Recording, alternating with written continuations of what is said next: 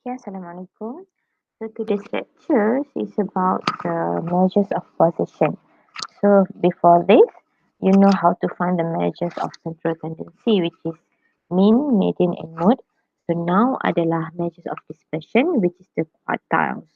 First quartile, second quartile, third quartile, and also after this, you will have the how to find the variance and then juga standard deviation.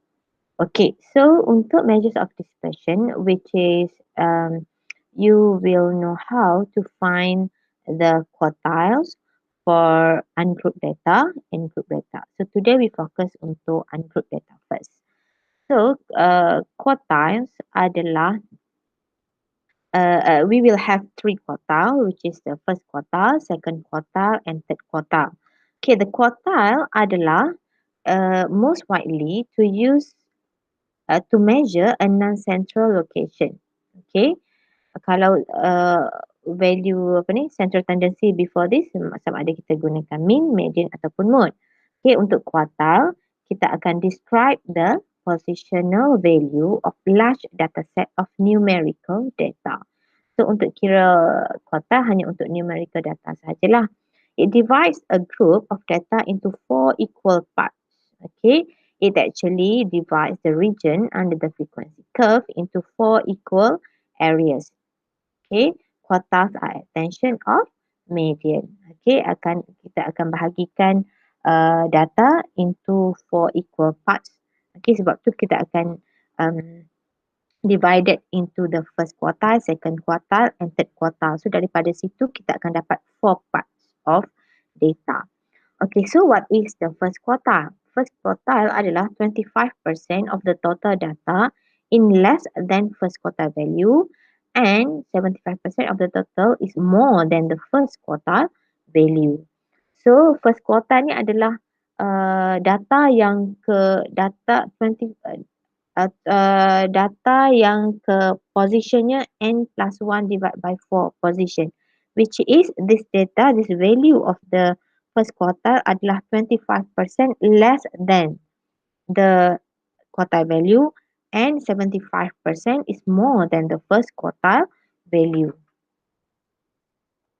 Okay, let's say we have a set of data kan, let's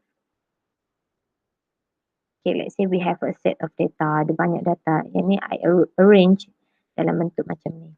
Okay, so the first quartile will be the, let's say dekat sini first quartile. Let's say di sini first quartile. Okay, so the first quartile here adalah the value of first quartile adalah 25%. Kat sini 25% of the total data is less than. Okay, 25% is less than the first quartile value, and another 70% kat sebelah sini adalah more than the first quartile value. So quartile pertama akan berada di sini lah, which is 25% less than the first quartile value. Okay, kalau second quartile pula, actually second quartile adalah nama lain untuk median. So you know how to find the median, which is the median ni adalah 50% of the total data. Median adalah titik tengah. Okay, let's say kat sini. The median. Okay, so the value of here di sini, semua di sini adalah 50%. 50% of the total less than the second quartile value, and another 50% is more than the quartile value. Itu adalah median. Kalau third quartile pula, let's say berada di sini third quartile. Okay, third quartile pula adalah the total data is less than 75%. Kat sini 75% di sini. All of this is 75%. Is less than the third quartile value, and another sebelah sini another 25%. Another 25% is more than the third quartile value. So dari situ kita akan tengok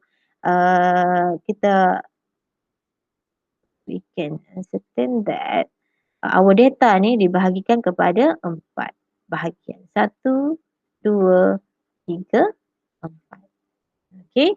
So daripada sini sebenarnya dari the from all the value of quartiles, nanti kita akan boleh tengok our type of distribution, dia punya shape of distribution ni, sama ada skewed ataupun normal. Okay, that is one of the function of the value of quartile. Okay, So, you kena tahu dia punya interpretation ataupun the definition of the quartile itself, because of nanti you nak interpret the value of quartile senang. Okay. Okay, let's see pula. Q1 di sini adalah position. Okay, let's recall back macam mana cara you nak cari median for ungrouped data before this. Macam mana? First step, you need to arrange the data first kan in ascending order. Kena arrange dulu data daripada the smallest value until the strongest value. And then you need to find the position sebab kita nak tahu position median berada di position yang mana. So the position untuk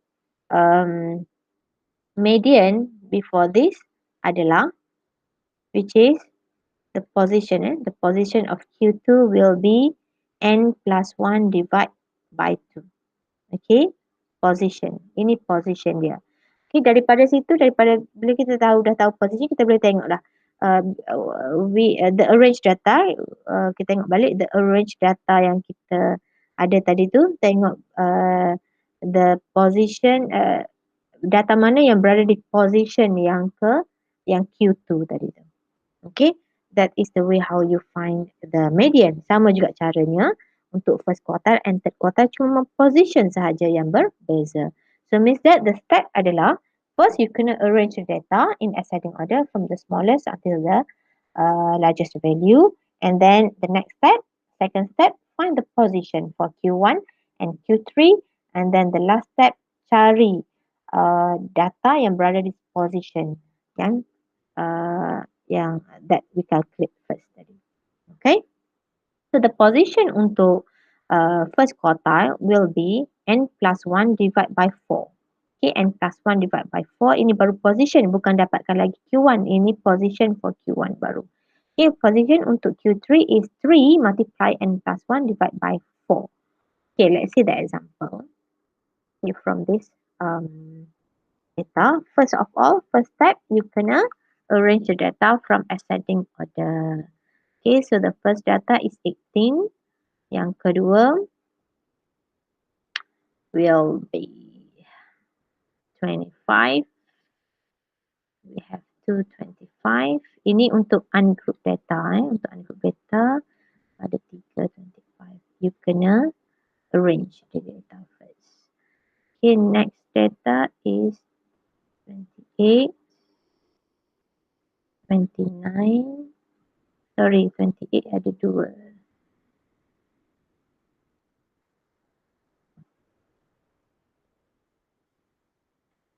Okay, 29.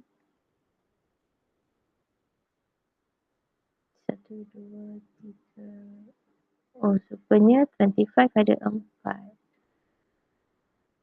So, kat sini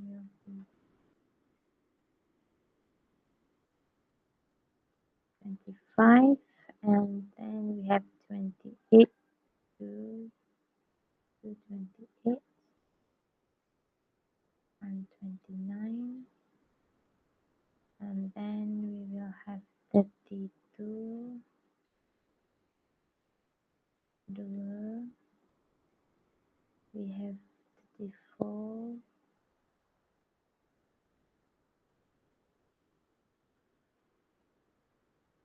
we have 40,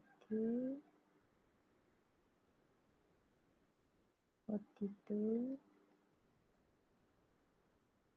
44, and 55. Altogether, we have 16 sepatutnya. Okay, 16. Right, so the first step is arrange the data in ascending order. The next step, find the position.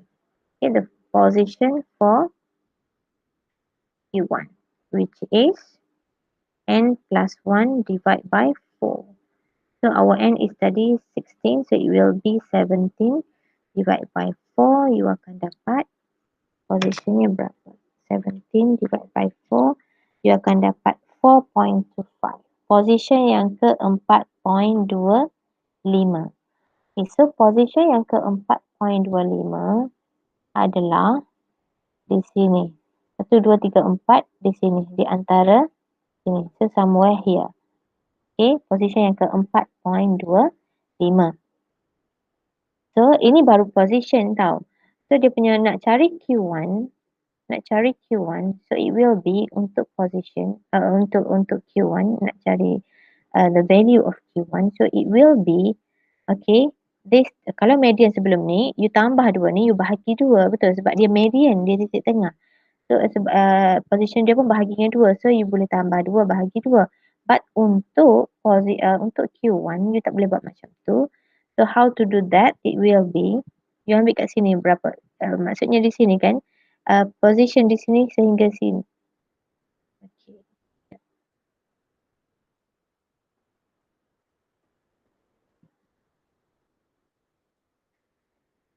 Okay, so 25 berada di sini. First quartile berada di ni garis arrow ni. So, maksudnya dari sini ke sini lah 25% tu. Di sini ke sini 25% tu. So, dia punya Q1 berada di sini. And then, sebab dia 0.25. Sebab saya buat ke sini sikit. Okay, 0.25 tu. So, how to find that? The value of Q1, it will be 0.25. 0.25 ni di sini lah. Berada di sini. Yang kecil ni. Okay, 0.25 multiply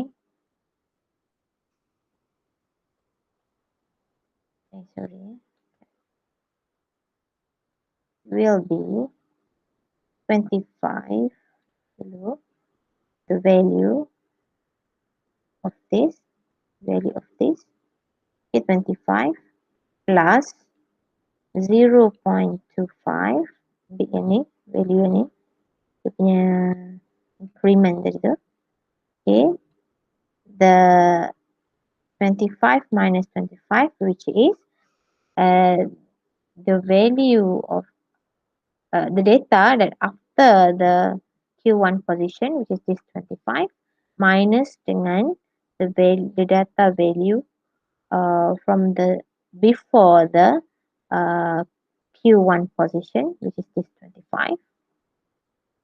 Okay, multiply dengan 0.25. So actually the answer will be sama 25 sebab kat sini bila you minus will be 0. So kalau nampak kat sini pun lagi we can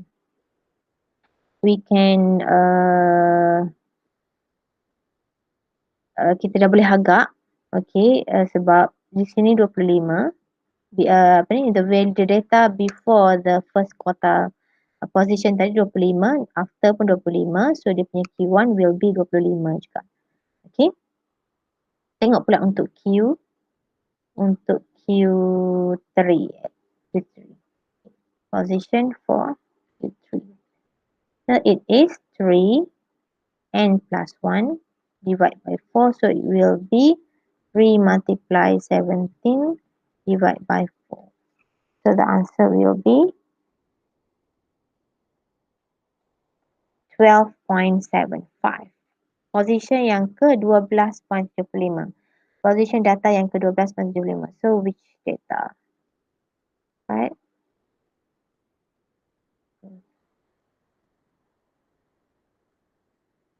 Which one? Lepas 5, 10, 12. Di sini kan? 30, di antara 34 dan 40. Is it true? So somewhere here. I buat sebelah sini sikit sebab dia 12.75. So dia akan mendekati 40 lah. Okay. Okay.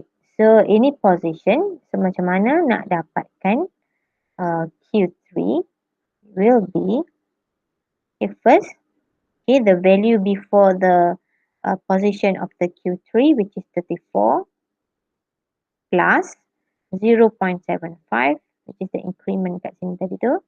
Okay, and then the data after the position of the Q3, which is 40, minus dengan before 34. So, you akan dapat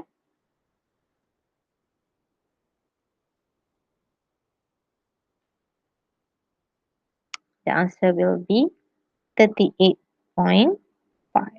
So the Q3 will be 38.5. So di antara 38.5 ni adalah data di antara 34 dan 40. The value of Q3 berada the value of Q3 is 38.5. The position is 12.75. Okay, so that is the way how you find the Q1 and Q3.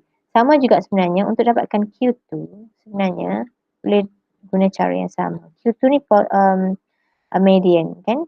So position of the median is n plus 1 divided by 2, which is 17 divided by 2. The answer will be 8.5. Okay, kalau tengok kat sini 8.5 berada di mana? Antara 28 dan 32. Betul ke? 29 dan 32 berada di sini tengah-tengah sebab 8.5. Sebab 8.5. So, kalau gunakan cara yang sebelum ni, boleh guna dua-dua sebenarnya. It will be, the Q2 will be 29 plus 32 divided by 2. The answer will be 30.5. Ataupun kalau nak gunakan cara yang macam ni tadi tu, so it will be 29, which is the data before the position of Q2, okay, plus the increment 0.5, sebab kat sini 0.5, okay, multiply 32 minus 29. You akan dapat sama 30.5.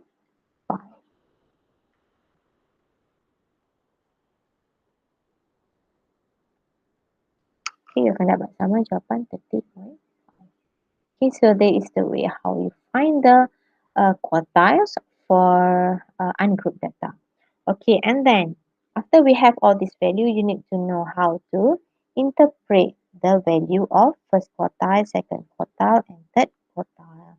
So the interpretation actually sama macam sebelum ni. Ini value kita yang kita nak interpret. Okay, so how to interpret Q1, which is 25. Okay, we can say that. Okay, data ni berkenaan dengan number of vehicle that arrive at Shah Alam toll booth.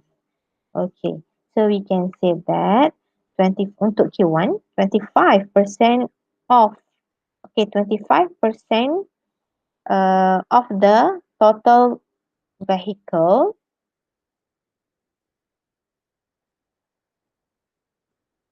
that arrive at Shah Alam toll booth is less than 25, and 75% of the vehicle is more than 25.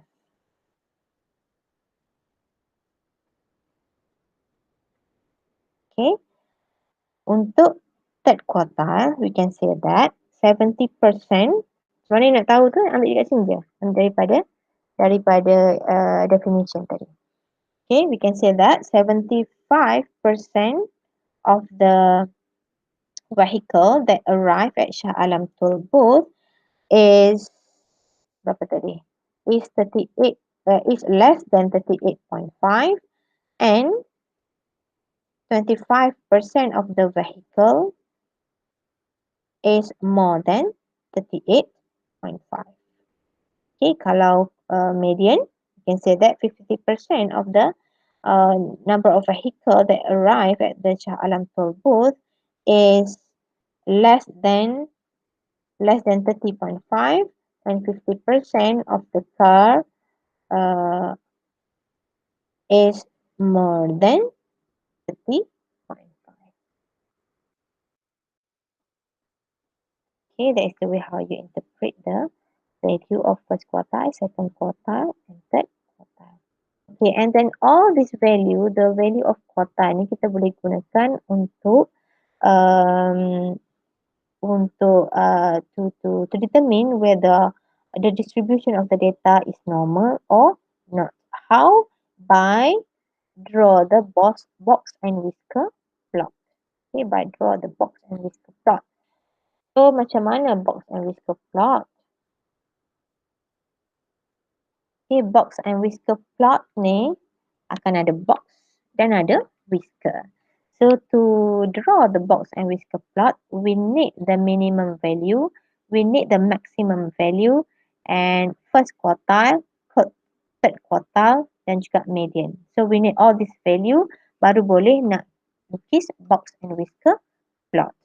A box plot can determine the shape of the data distribution, and also it can determine if there are any outlier in the data. Okay, box and whisker plot for various types of distribution. Okay, let's see yang pertama. If the left whisker is longer than the right whisker, the distribution is skewed to the left ataupun dipanggil negatively skewed. Okay, you kena buat dengan pembaris, lukis box tu using a ruler. Okay, this is box. Okay, this is box. If the left whisker is longer, okay, if the left whisker is longer, so maksudnya dekat sini. Di sini will be your Q2. Di sini will be your Q1. Di sini will be your Q3.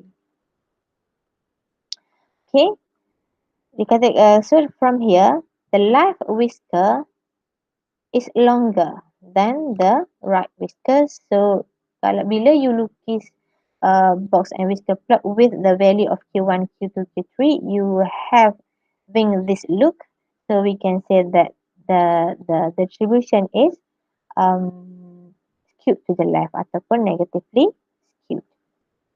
Okay, and then ini dia punya whisker dan dia punya tail. Di sini adalah minimum value. Di sini adalah maximum value. How to get the minimum and maximum value of data? Daripada data tadi. Okay, ini contoh box and whisker plot ataupun box plot that having the distribution of negatively skewed. Okay, kalau positively skewed means that you punya right whisker is longer. Di sini right whisker. So here your Q2 berada di sini. Which means the right whisker is longer. Sini will be maximum value. Sebelah sini will be the minimum value. Okay, if the left whisker and the right whisker is equal, which means the Q2 berada di tengah-tengah, so means that the distribution is normal ataupun symmetrical.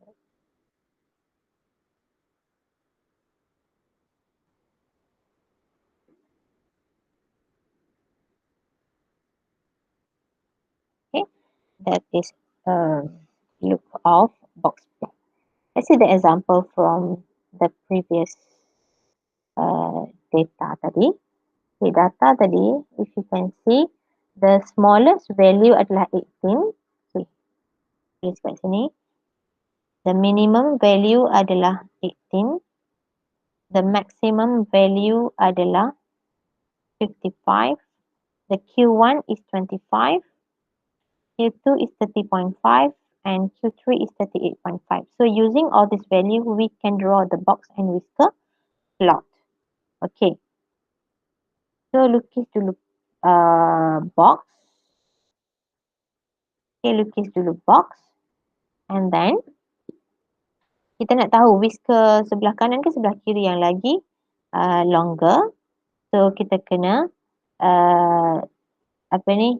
setkan dekat mana Q1, Q2 and Q3 sepatutnya berada. Okay, so Q1 is 25. Dekat sini 25. Di sini Q1 kan? So it is 25. Di sini Q3. Memang di sini the position of Q3 which is 38.5. Sekarang ni you nak tahu Q2 tu berada di mana? Di panjang tend to be at the right or tend to be at the left side. Okay. So 30.5. So you kena tengok perbezaan di antara Q1 and Q2 dan Q2 and Q3 yang mana yang lagi banyak perbezaannya. Okay. So untuk Q1 and Q2 dia punya perbezaan 30.5 just minus dengan 25, perbezaan dia 5.5 di antara Q1 dan Q2. Antara Q3 and Q2 is about 8.5 kan, 38.5 minus 30.5 it is 8.5. So means that Q2 should be tend to be berada di sebelah kiri. Sebab sorry, dekat sini Q2.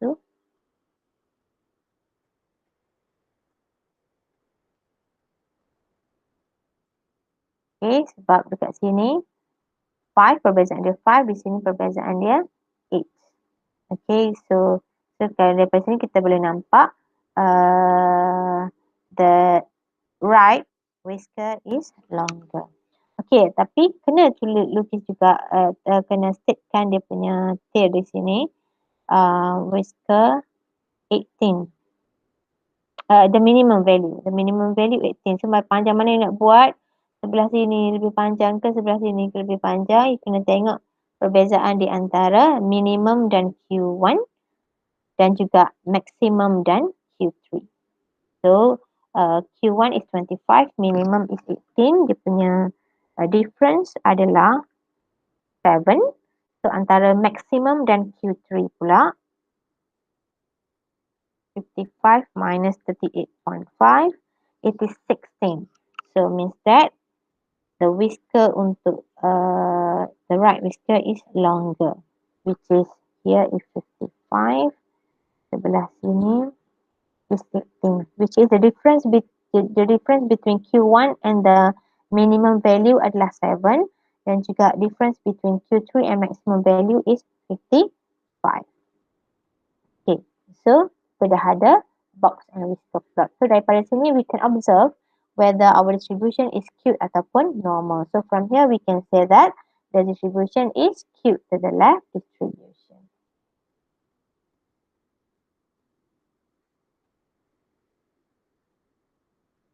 Skewed to the left distribution.